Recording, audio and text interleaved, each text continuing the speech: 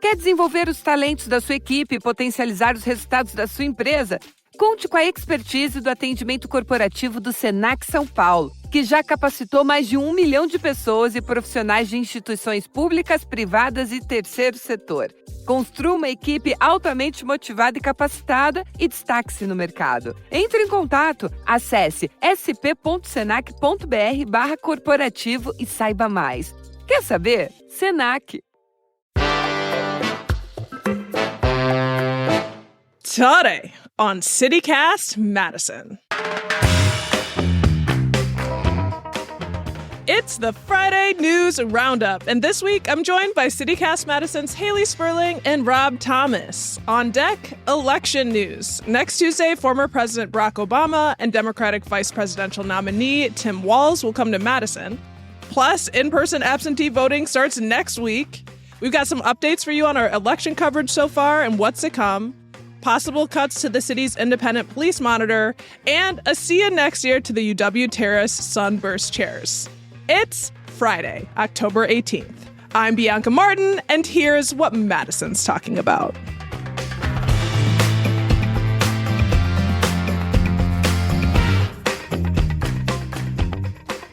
Good morning, CityCast Madison listeners. Before we dive into today's roundup, I want to take a moment to welcome any new folks who are joining us. Hello, we're so glad that you're here. As you may have heard, we're in the midst of our fall membership campaign. Producing a daily podcast and newsletter dedicated to Madison is no small feat. It takes a lot of dedicated hard work behind the scenes, and none of it would be possible without support from our members. If you appreciate our work, I'm asking you to consider becoming a member today. Your support helps keep this show going and allows us to grow and evolve so we can keep serving you. It really does mean the world to us, so thank you. You can join right now by heading to membership.citycast.fm. That's membership.citycast.fm. Thank you so much to all of our current members. And if you're thinking about joining, we'd love to have you on the CityCast Madison fam team. Now, let's get into the episode. Hey, hey, hey, we're here.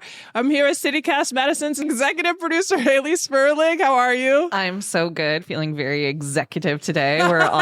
We're in person, sitting at the same table. I love it. Shout out to Starting Block. We're at the executive suite, and we're here with Madison Minute's newsletter editor, Rob Thomas. What's good? It's good. We got coffee, we got pastries. We're good to go. Yeah, pastries with pistachios even. Yes, Beautiful. say that 10 times fast. Pastries, blah, blah, blah. And Rob, you're starting us off. We're talking elections. Yeah, it's less than 3 weeks until Election Day. We are in the thick of it. It's hard to believe that in 3 weeks, like famous politicians won't come to Madison just to see us. Devastating. Right? We've had so many coming through. It almost starting to get a little jaded, but there's a big one coming next Tuesday. Probably the biggest, I think, since Kamala Harris herself was at the Alliant Energy Center. Former President Barack Obama and Vice Presidential candidate Tim Walz will be here next Tuesday, and details about like where or when that's going to be are still TBD, which is pretty standard for those kinds of things. Yeah, we're in it. I mean, I don't assume at all that this is going to be the last one we see before Election Day, where we're the fastest growing county in a big swing state, so they're very interested in getting every last vote here. And Obama and Walz are here on Tuesday for a very particular reason, because that's also the first day of in-person absentee voting in Wisconsin. Right, Haley? Yes, it's so exciting. It is truly it feels like a mad dash to Madison, right? By all of these political heavyweights. But as you mentioned, October 22nd, it's the first day of in-person absentee voting in Madison, which is yay democracy. There are dozens of locations around town where folks can cast their ballots before November 5th if for some reason you don't want to deal with that, because that's totally fair. Maybe you don't have the time, or maybe you just want to beat the rush, beat the lines. There are so many locations, like I mentioned, including the libraries, Memorial Union, Edgewood College, Centro Hispano, the Mung Institute, and many, many, many more. But just noting that a lot of these places will have specific days or hours in which you can go and cast your in-person absentee vote. So be sure to double check with the city's website. And of course, we'll be putting a link to that in our show notes just to confirm that voting is available on the day that you are looking to cast your ballot. And just to be clear, in-person absentee voting is different than early voting. I've seen a lot of news organizations especially use these terms interchangeably. And like, while to a certain extent, like you are kind of doing the same thing, right? You are filling out a ballot. There is a big difference.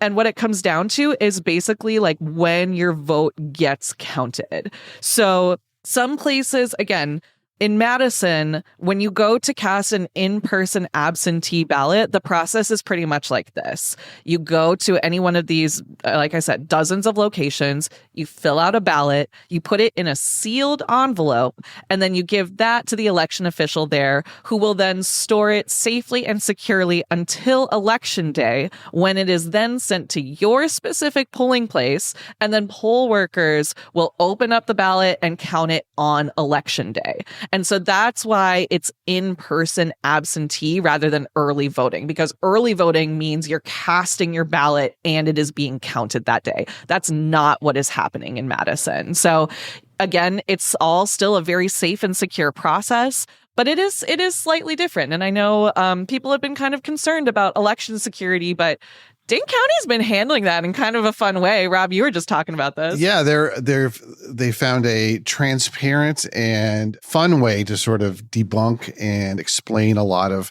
what's going on with elections. As we know, there's a lot of conspiracy theories online about elections and ballots. And oh yeah. So Dane County Clerk Scott McDonald has called it an old friend to clear the air from a galaxy far, far away. Oh, good. If you guys remember, there was that internet series that was filmed in Madison about Chad Vader. It was like Chad Vader. When did that first come out? Because honestly, I don't remember. I think it's like this might be predate you guys. Okay. This is like the aughts, I think. This is like the first thing that was on the internet or coming from Madison. It's like early YouTube Yeah, era. right. Like Blame Society Productions. It's so funny. It was like, what if Darth Vader's brother Chad worked as, I think it was like the night manager at a grocery store. It was filmed at Willie Street Co-op. I love that. It had so to be much. a Chad. Yeah. And he was, he had all the evil of Darth Vader, but none of the power, basically.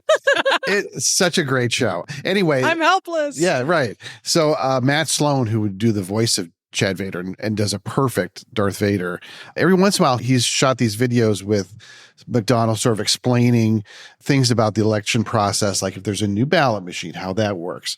So there's a new video up this week where they talk about all the layers of security, how ballots are protected, how to make sure they're counted correctly. And it's just like I said, just a very fun way to sort of walk voters through the process and say, okay, my ballot's secure here. And here's all the safeguards that are in place. So, as they say, may the force and the facts be with you when you go to the polls. I love that. I love that. And having the facts be with you, we are all about that. And so much so we want to hear from the candidates. And we're so lucky that we have been interviewing them. We just did an interview with Senator Tammy Baldwin about the Senate race, and that's going to be coming early next week. We talked to her about immigration, inflation, abortion access. We know there's, $100 million in this race. We all have been seeing the ads. So we want to actually hear from the candidates. And we are in talks with Eric Hovde's team. If you're listening, we really do hope you come on. Hopefully next week we can get you to talk because, people want to hear from you. So yeah, that's absolutely. that. Eric Hovde, come through. Come to the podcast. I mean, well, also too, like this Senate race, at least for me, has kind of been a sleeper, right? It was not something I was paying attention to at first. And then, it's really just become very close and very expensive. It was always going to be very expensive, but now we're seeing it over and over and over again. All of my political ads. Last night, I was I was playing D&D with my friends, and we have like a YouTube channel up to provide vibes, like little tavern vibes. They're nonstop. The ads are nonstop. and the ads, it kills the vibe. It's like, I don't care if it's Tammy's ad or Eric's ad, no matter what, it is killing my campaign's vibes. This is like the darkness. I'm so ready for it to be over. But yeah, no. And speaking of election coverage, It's been nonstop for us. One of the other races that we have been watching very closely is that for Dane County Executive, for which we have already talked to both of the candidates in the running, Dana Pelabon and Melissa Agard. Definitely check out those episodes if you haven't yet, because they had some interesting things to say. We've also talked to Cap Times reporter Andrew Ball about all of the state and federal legislative races that people will be voting on this November, as well as the upcoming constitutional amendment, which is something that, again, folks may not have heard about. So it's a great and informative conversation. Andrew is really great at breaking down these big issues. I won't get too far into it here because we've got a whole episode about it. Yeah. And then coming up next week, we got even more election news coming. We've talked to some more local reporters about the upcoming city and school district referendums that folks will be voting on November 5th. So stay tuned for all of that because there is so much more to come. And if you're sick of it, like, just hold on tight. We just got a few more weeks, right? Yes. So Chad Vader and CityCast Madison, we got you. Yes. Working together. Yeah. Before we dive into any more news, let's take a quick break.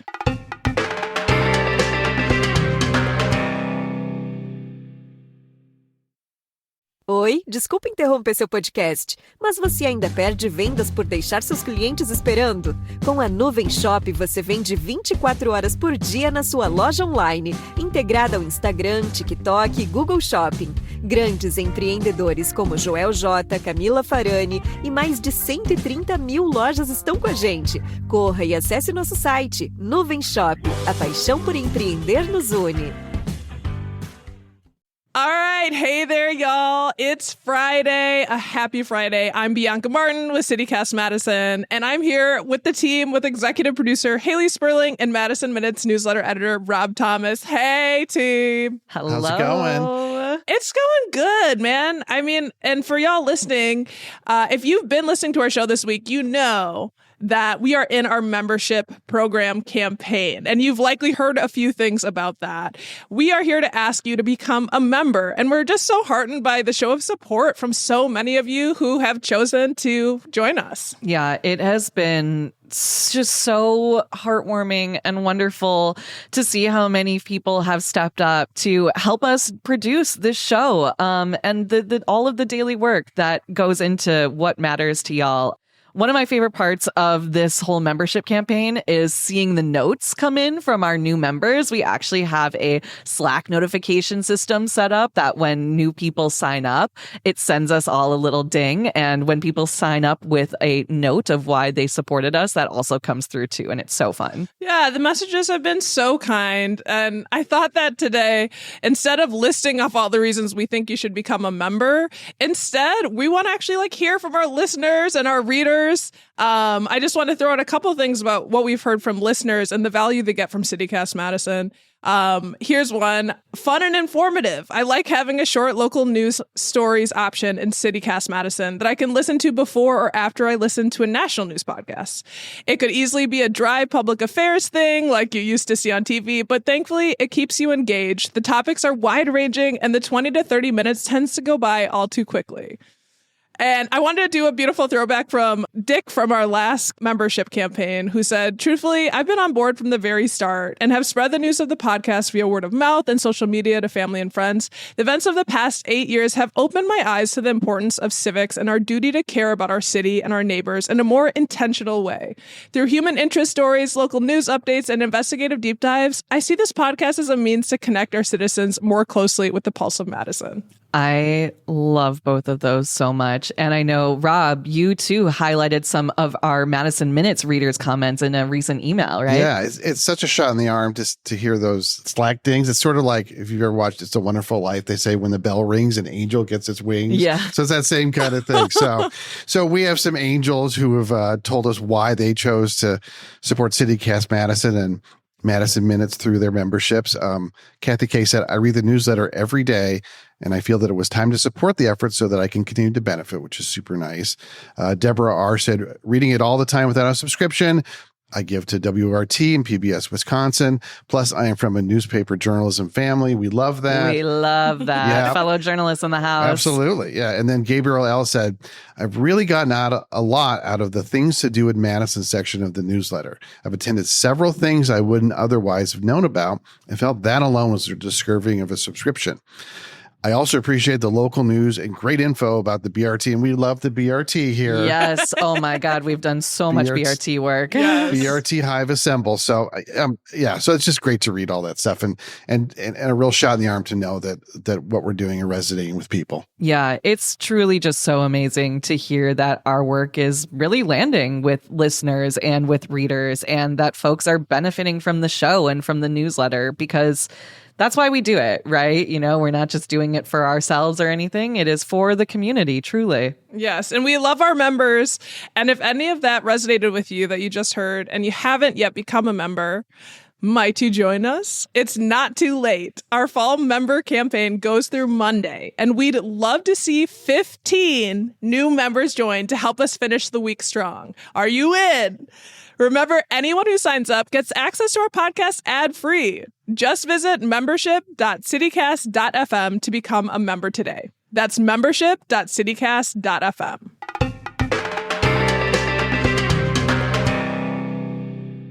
All right, y'all. We've been talking elections, and one of the big items on our ballot is the city's referenda. As we mentioned, we got a conversation on that coming up next week. And, you know, the landscape, the possible cuts are getting real.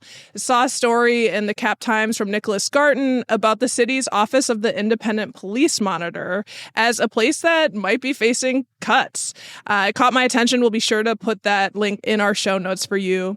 Robin Copley, the Independent Police Monitor, is apparently shocked at the mayor's executive budget, which looks to cut that office's resources down, or even entirely if the referendum doesn't pass. Oh, wow. Yeah. So the position, you might remember, it was hired 22 months ago. So around 2 years, this position has been intact. And it's been a response to, you know, the murders of George Floyd and Breonna Taylor and police brutality, and a call for oversight on the police and interactions with community. So there is this push over the past few years to get a community oversight board and then an office of the police monitor. And at this juncture, it doesn't seem that the city is completely satisfied with the work that's been done from that office. For those of you who have been with us for a minute, we did actually speak with them, Robin Copley, early on last year to get a picture about, like, what are the plans for this office? It kind of felt shrouded in mystery and, you know, what it was going to be. And they were very, you know, to themselves, and they have a huge task of creating an independent monitor in a small city such as Madison, which is quite the task. And as typical, like for a city department that you're building, you'll hire the leader and then they build out the team and the plans. And now it's budget time for the city. And this week, the city's finance committee spent an hour dissecting possible cuts for the department. Another great story from Faye Parks at WRT. She did a great rundown on the full picture of this. So we'll share that in our show notes. Definitely check that out. But the mayor's executive operating budget proposal, according to Copley in that article, says, quote, "This budget eliminates a third of the department's staff and assures its total operational failure in 2025.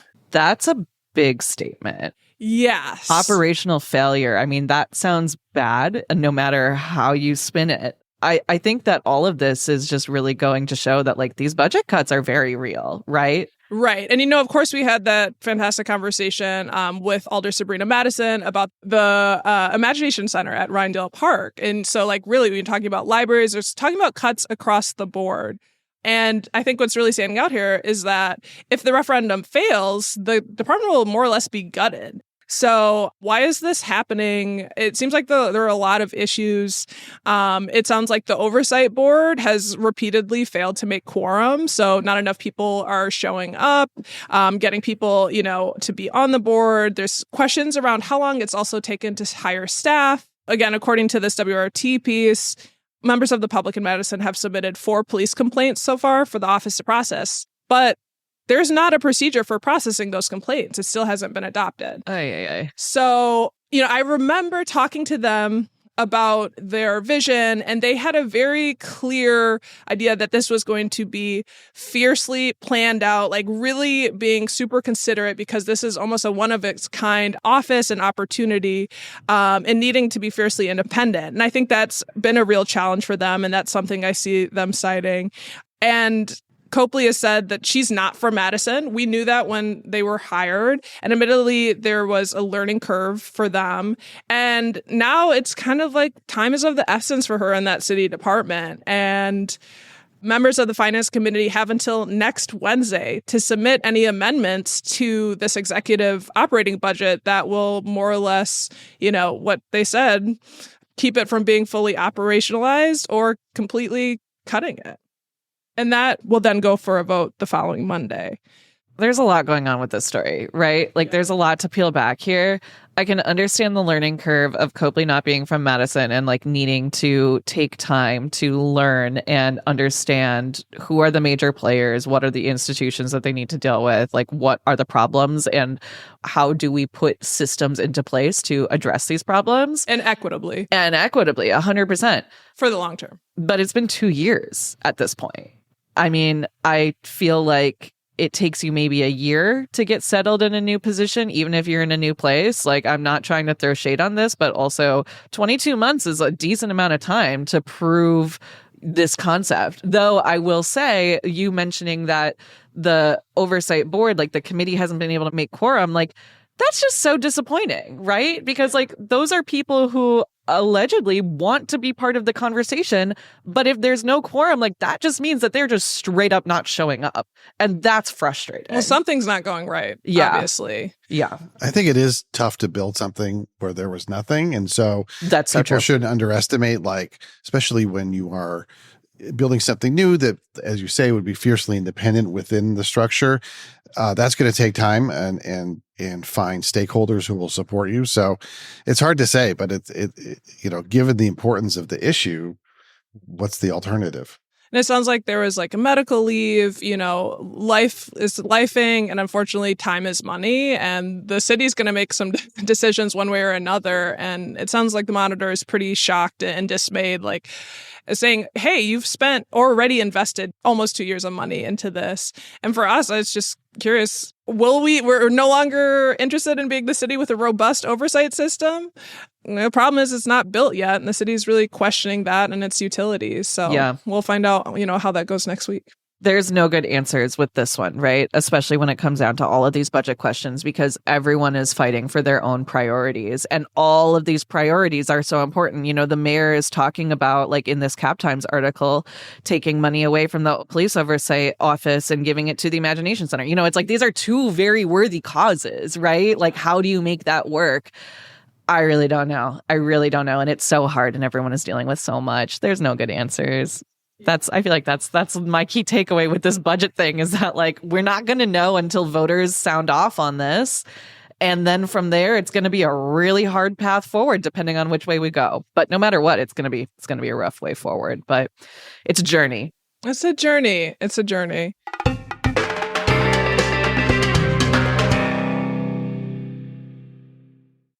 RH, quer saber como voar no trabalho? É só usar a Flash. Com a Flash, você concentra toda a gestão de pessoas em um único lugar. Faça a admissão dos colaboradores e solicite mais de 8 categorias de benefícios. Ah, e você ainda pode fazer todo o controle de ponto. Conheça o novo onboarding integrado da Flash em flashapp.com.br. And speaking about journeys, one of my major journeys to Madison had to do with journeying straight to UW's Memorial Union and sitting on some sunburst chairs. That's right.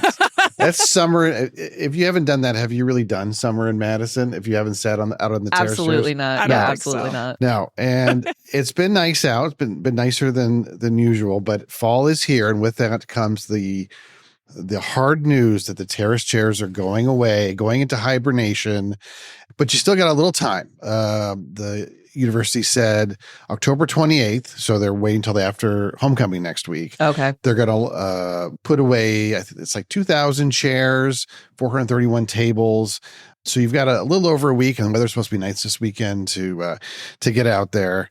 Did you guys have a preference about what color? I've always kind of wondered, like, if that's like a mood ring sort of thing, where it's like that says a lot about yourself, which color you pick, green, orange, or yellow. I think it does depend on my mood. Okay, well, also it wildly depends on availability because sometimes you're just so lucky to get a chair. I'm not sitting down unless it's green. Yeah. I'll stand, thank you.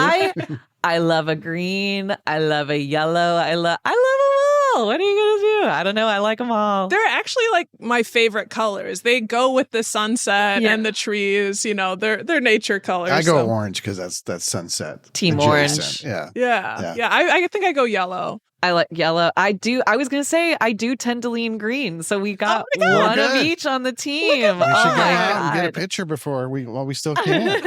I was going to say, no, it's a good thing that they're keeping around through homecoming week because can you imagine like a bunch of alumni coming down and there's no chairs? That would not go over well. Yeah.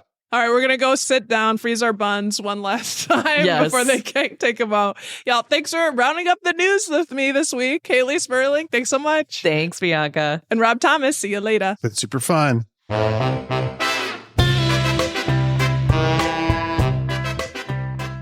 That's all for today here on CityCast Madison. I'm Bianca Martin, your host. We're produced by Phil Circus and Elizabeth Kama. Haley Sperling is our executive producer. Our theme music is by Carl Christensen. Rob Thomas is our newsletter editor. Don't forget, you can always get more news delivered right to your inbox by subscribing to Madison Minutes. And if you enjoyed today's show, why not share this podcast with someone you know plans to vote? And also don't forget, we're in the final stretch of our fall membership campaign. Please consider becoming a CityCast Madison member and get the good feelings and great perks. Go to membership.citycast.fm right now to join. If you've already become a member, thank you so much. We couldn't do this without you. See you back here Monday morning with more stories from around the city. Ciao.